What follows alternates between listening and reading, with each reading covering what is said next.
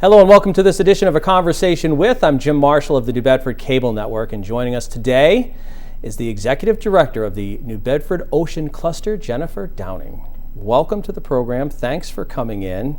Thank you for having me. Lots to talk about. Yes. You've got an exciting job, really, because it's a new job, a new organization when you think about it. I know it's been around for a little bit now, but it's still new.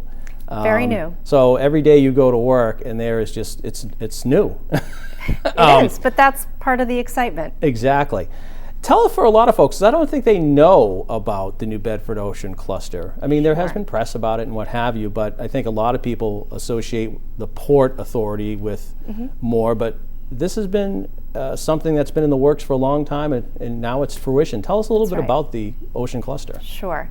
So the New Bedford Ocean Cluster, you're right, has been an idea in the making for several years, thanks to the leadership of Mayor Mitchell and his administration, as well as the leadership of the New Bedford Economic Development Council and the New Bedford Port Authority. But the cluster is a nonprofit organization that was established to serve and connect the maritime business community here in New Bedford. And what our ultimate goal is to position New Bedford as the leading ocean economy on the East Coast.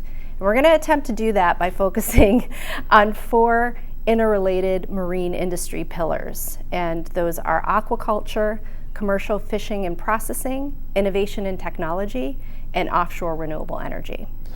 There's a difference too, and I think it'd be good to clarify, because again, I think people think Port Authority versus that. So for those that don't know, what's the difference? What's your role versus the Port Authority? Right. Well, the Port Authority manages all the operations of the port, and that's really important and key.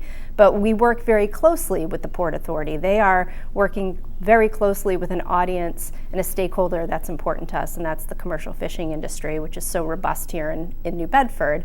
What we're trying to do is to be a voice for the marine industries here in New Bedford, to be a connector and a convener, and to encourage collaboration between marine sectors so that ultimately there is economic growth for the marine industry here in New Bedford. And I told you off camera, I was kind of looking to use sort of your organization as sort of the organizer, trying to organize the different entities so that it comes into as one voice. And maybe that's too simplistic, but that's kind of how it sounds like when I talk to you. I think we want to be a representative for the marine industry here in New Bedford, both locally, but on a statewide level and even a national and international level. We want to attract business development here in New Bedford as it relates to the blue economy.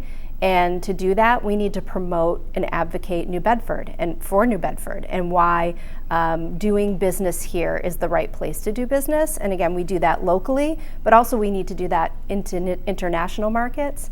When you talk about offshore wind in particular, which is such a competitive emerging industry here in the United States, the Europeans have done this well now for a while, and they're looking at New Bedford as a potential place to expand their operations. We want them to do that here in New Bedford, and we want them to do it here and support local. Hire workers here, train workers here, so that benefit ultimately occurs here in the city. You and I were talking. I mean, New Bedford, the port is valued at 11 billion, I guess. I like to say 11.1 billion. Okay, I mean, I always use 10 is always my fallback, is to say 10 billion, but it is so important to the economy, the waterfront in general, the industries in general. It really separates this city from a lot of other cities, obviously in the state and around the region. Absolutely. And I mean, with your role in the organization, it really is, it almost in a sense, if you're successful, and hopefully you are, it's going to expand, in a sense, the role of the port. It will. I mean, and I think that's one thing to get really clear is the fishing industry here, which has been successful for generations, that has been a cluster in and of itself, and a very successful one. And what we're trying to do at the cluster is to almost rebrand the port as not just a leading fishing port, which it has been and will continue to be, but as a true leading ocean economy, right, that supports multiple marine industries. And we really believe that both commercial fishing and offshore renewable energy, if developed responsibly and with a local lens, both can thrive in New Bedford. And that's what ultimately the MBOC is trying to achieve. Does New Bedford, from what you're looking at, does New Bedford have is New Bedford different, have advantages from other ports because of what it has right now? Absolutely. We have a ton of advantages. And so I'll just start with our commercial fishing industry in and of itself is a huge advantage because when you look at industries like offshore wind, they're looking for a workforce that's a seafaring workforce, people who know how to work in rough conditions on the water. They need welders, they need vessel repair workers, vessel operators, right? Equipment manufacturers. All of those jobs are a part of the offshore wind industry, and we already have them here in New Bedford. So our very experienced marine vendor network here in New Bedford can use their skills and experience to serve the offshore wind industry. And so that's an advantage in and of itself. Our port is a huge advantage. We have the largest full-service industrial port in the closest proximity to the largest cluster of lease areas, right? Right. So Vineyard Wind 1, which is the first commercial scale offshore wind project that will be developed in the United States, is going to be built about 30 miles from the Port of New Bedford, which is why the developer, Vineyard Wind, has decided to do all of their staging and deployment right here in New Bedford at our Marine Commerce Terminal. Mayflower Wind, another developer that has 2 projects in the pipeline, will be staging and deploying right out of New Bedford. And they chose New Bedford for a reason. We have that advantage with the port that we have here. It's a deep water port which can accommodate the industry. There are no height restrictions in the port, which accommodates these huge turbines that have to go in and out of the port. So yes, our port is a huge advantage as well. It was funny, and when you and I were talking before, I mean, you even mentioned restaurants. Yeah. How this industry impacts so many little clusters, if you will, throughout the city. Sure. I mean, people, when they think of jobs with offshore wind, they think of the most obvious, right? They think of construction. Right. But there's different phases. These projects, from planning to actual construction, can take 8 to 10 years. So it's a huge pipeline of jobs, everything from the planning phase to surveying and testing to when you get to construction. Then there's 25 years of operations and maintenance jobs.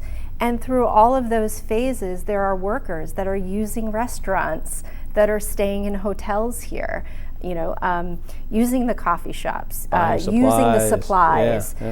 So it trickles down, and there's a huge effect for the supply chain and the economy through the industry. I thought it was funny. You had said to me you were at a conference and you were explaining yourself and you're new, and the one thing that struck with me is you had said everybody says the same thing. We're all new to the offshore wind industry. Yes, and going to a huge industry conference with 3,000 people, that was comforting to me in some ways. I felt like such a newbie showing up. But yeah, as I was talking to people, everybody's learning this industry in the United States. It's new here. So we're all figuring it out together. So how does that impact what you do? Because as you said, the competition is fierce. And you said it's all down the East Coast. Yeah. So, I mean, your learning curve is huge, just like everybody else's. So what are your advantages? Yeah. How do you separate that? Well, you're right. The competition is fierce. We're not the only state that has federal offshore wind lease areas. New York is in the game, Connecticut's in the game, Rhode Island's in the game. And so I think what we need to do, and it's in part why the New Bedford Ocean Cluster was created, was to market and communicate fiercely those advantages we just talked about, to tell the stories of companies that have come here to New Bedford, and large offshore wind companies. These are those in the tier one supplier level, right? Those like GE Renewables and Semco, that are locating here in New Bedford because they know it's great to do business here. We have to tell those stories. We have to market New Bedford like crazy, and not just, again, locally or nationally, but to international stages. I'm going to the UK next month to another large offshore wind conference, so that we can make sure people know New Bedford is here. Is it hard because we're, not just us, but is it hard to sell to people because we are so new? I mean, people know New Bedford, I think, because of the fishing industry, but Absolutely. is it hard, and maybe hard is not the right word, is it just challenging because, again, the industry's so new, everybody's new? Well, you'd be surprised. Again, I mean, I think New Bedford has been, and again, I have to give a lot of credit to Mayor Mitchell's administration and the economic development agencies in the city, like the New Bedford Economic Development Council. They've really been working hard for well over a decade to position New Bedford for this industry, and it's been a part of our economic development agendas. And so because of that work, people know New Bedford, especially for the industry. And I would say we are a key location that folks are looking at. And when I'm talking about companies overseas that have been very successful already in offshore wind and are looking to enter the U.S. market, they are looking very closely now at New Bedford. And so when they contact, and so that's one of the things that the New Bedford Ocean Cluster is trying to position ourselves as, a one-stop shop for these companies. When they are looking at creating their market entry plan, that they contact the New Bedford Ocean Cluster first, so that they can share what they're looking for their business needs. All these companies are different. Some need office space. Some need a desk at a co-working space. Some need a shipyard.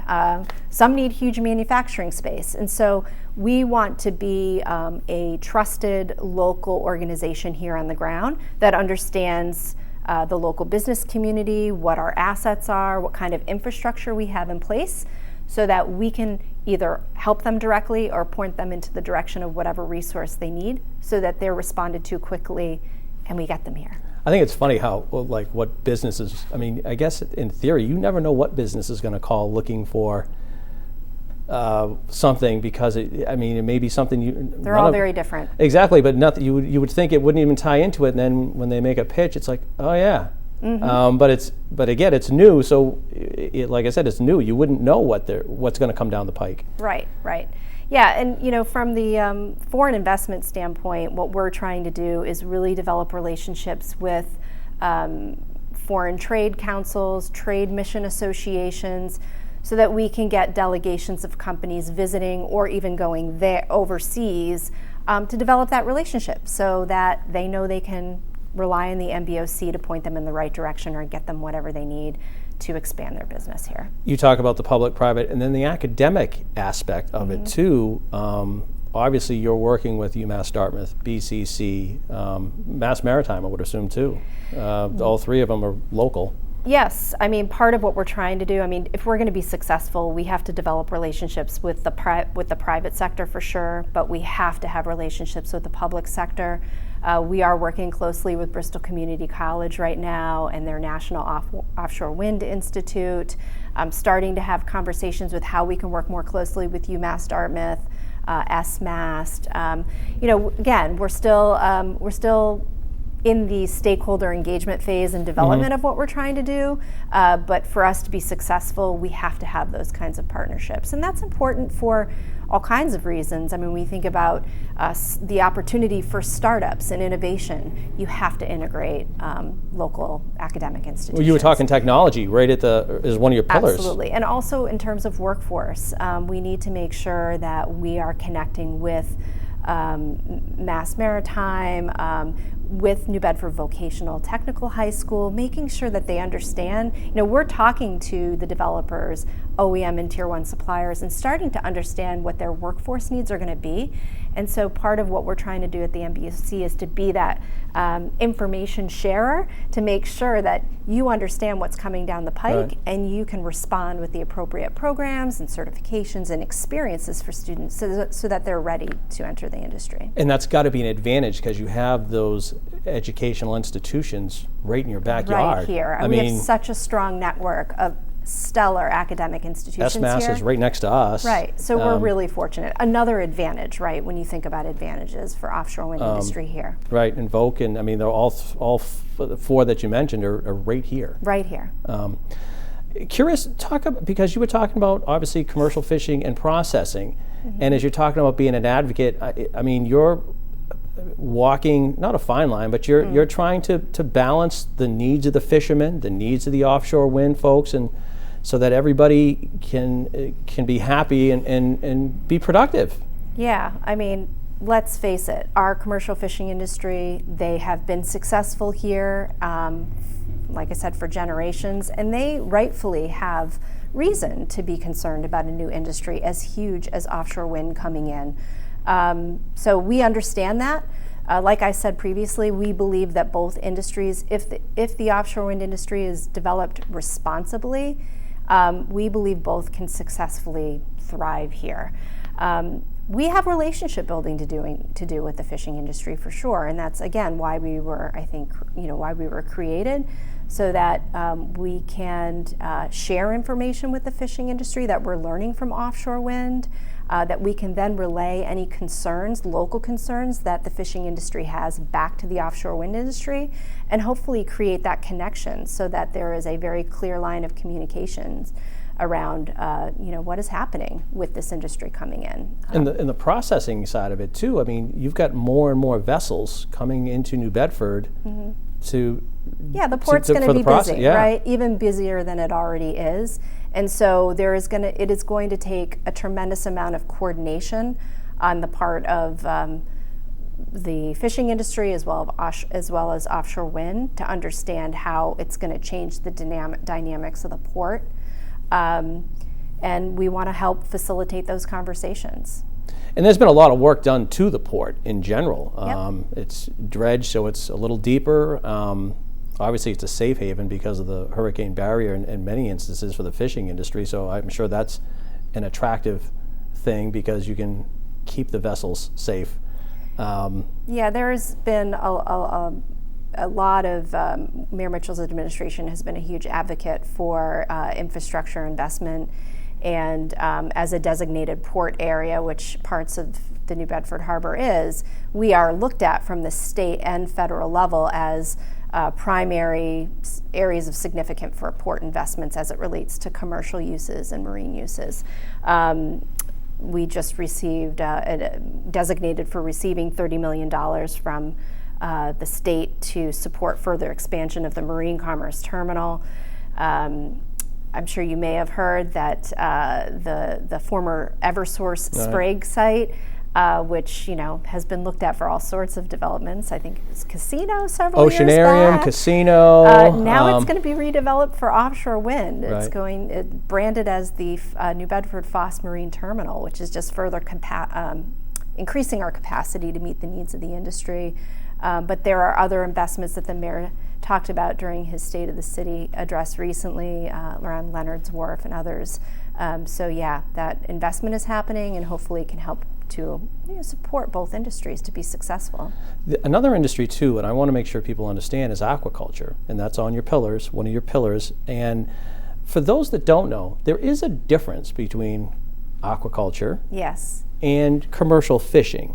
Yes. So why don't you just explain for the layman what that is and how you folks are dealing with that? Well, I'm certainly no aquaculture expert, although we do have some great experts on our board of directors that's helping me to understand the industry.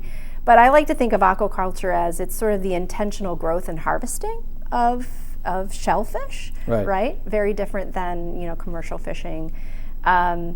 And it is an area that has potential for growth in New Bedford.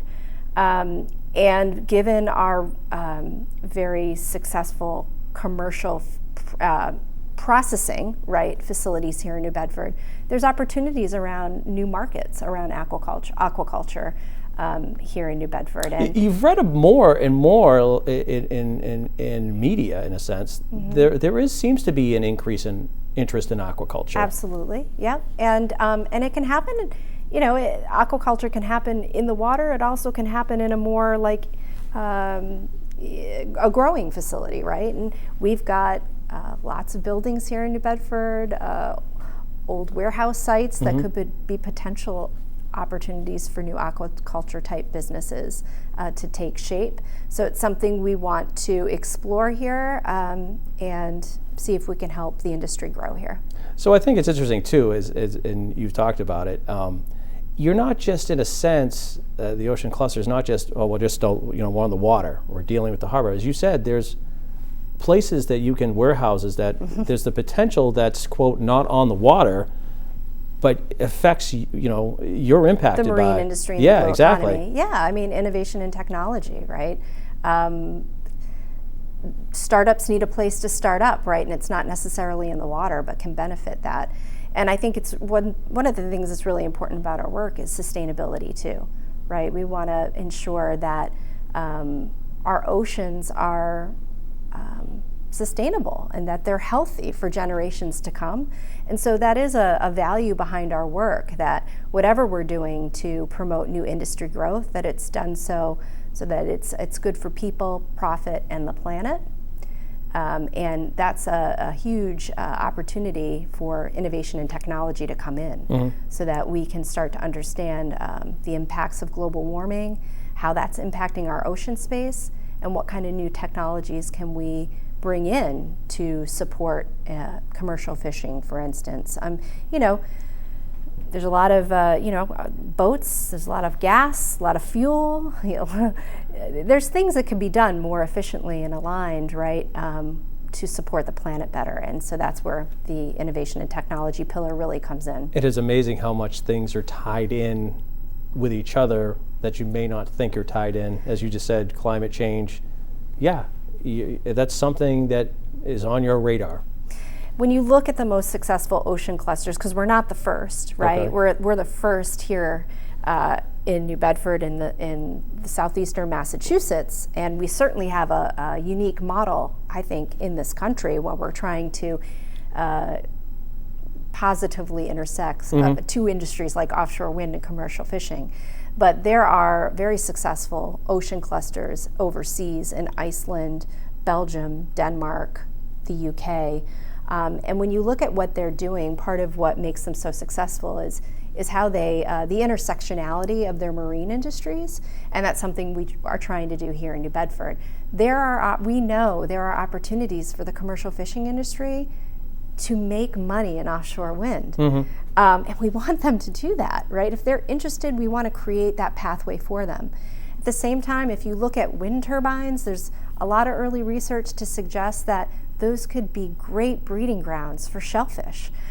So are there new business ideas there, or new innovations that could come out of offshore wind working more closely with the emerging aquaculture industry? So there's a lot of overlap, right. And I think what we're trying to do is get these industries to talk to one another, to collaborate, to convene, and start to discover where those opportunities are, all for the economic growth and benefit of New Bedford and the residents that live here. What do you find is your biggest challenge? Well, I'm still early in this, so right. I bet if we talk in another year, I'm going to tell you about all kinds of challenges that I'm coming up against. But I think what's going to be a challenge as I kind of forecast the work in the future is just getting folks to talk to one another, getting folks to trust one another. Yeah. Industries tend to stay in silos for all kinds of reasons. And I think what we're trying to do is break down those silos so that we can really create a robust blue economy that serves all. And it's trying to convince those folks, here's the benefit of doing this. Right. And so I think we have a lot of, as the New Bedford Ocean Cluster, as a new organization, we have to demonstrate ourselves to the community. We have a lot of relationship building to do, and that's not always easy to do. And so I anticipate that will be a challenge, but one that I'm really excited to take on, because I think in the end, there's a lot of exciting benefit that's going to come out of it. And you've got a lot of experience on the board, too. There is a board we have an amazing board. You've got commercial fishermen on it. We do. You've got former Mayor Bullard, who administrator for NOAA for many years. Yes. Ed Anthus Washburn, the former port director, who great guy and knows the city. I mean, there's a lot of experience from different, Tony Sapienza too, Yeah. just different Yep. representation on the board, which must help. It does. And it's a part of, it's how we were constructed as a nonprofit. In our bylaws, it says we need to have representation from each one of our pillars on our board of directors so that we have that diversity of voice and perspective. So yes, we have commercial fishing representation. We have representation from the aquaculture, emerging aquaculture industry. We have academic institutions, UMass Dartmouth, Bristol Community College represented. It's great perspective, and it's needed because this is complicated what we're trying to do. So Come on, it's easy. Jeez. It's complicated, but we need the expertise that's around the table. And as an executive director of a new nonprofit, to have such a stellar board makes my life a little easier. So it's great. And you kind of talked about a year from now, but so how do you see, or how would you like to see the New Bedford Ocean Cluster a year from now, 2 years from now? How do you grade success? Okay. Well, I think organizationally, success for me in our first year is we want to create advisory committees that represent each one of our industry pillars. And so that's going to take a very comprehensive stakeholder engagement process in the coming months to bring stakeholders around the table to not to convince, but to share what the ocean cluster is, what we're trying to achieve, and to really build their engagement in what we're doing. If we're successful, then what we're doing, what we're advocating for, what our programs look like, what our services look like, will all come from the voice of our stakeholders. So it'll be them telling us how the New Bedford Ocean Cluster can service them. So success for me will be having those groups convened and having a sense of what their issues and concerns are, as well as what opportunities they see for growth, from an economic development perspective. In the offshore wind space, since it's such a big emerging industry and it's accelerating so fast. Warp speed, really. Warp speed. Success in the next year is seeing that local companies are getting contracts on these jobs, particularly the fishing industry. We really want to see fisheries that want to be engaged in offshore wind get the opportunity to do so. So we want fishing vessels to get contracts, and we want the industry to be making money off of offshore wind, because there's a lot of money to be made. And then we want other companies down further in the supply chain to be getting opportunities to be a part of this industry. And so that's what we're trying to do. We have a program, I haven't even talked about our Act Local program yet, which is devoted to and really focused on local supply chain development and offshore wind. For someone who wants to get in touch with you to talk about, how can they get in touch with you? Yeah, so you can contact me by email. Should I say? Absolutely. My email is jennifer.downing@nboceancluster.org. Zip me an email. I'd be happy to set up some time to talk to you. Visit our website at www.newbedfordoceancluster.org. There's information about our mission, our board of directors, and our Act Local program. So definitely check that out. It's great talking to you. Lots going on. Hopefully we'll talk to you you again soon. Thank you for the opportunity. I'm sure we will. Thank you. That's going to do it for this edition of A Conversation With. I'm Jim Marshall of the New Bedford Cable Network. Thanks for watching, and we'll talk to you again soon.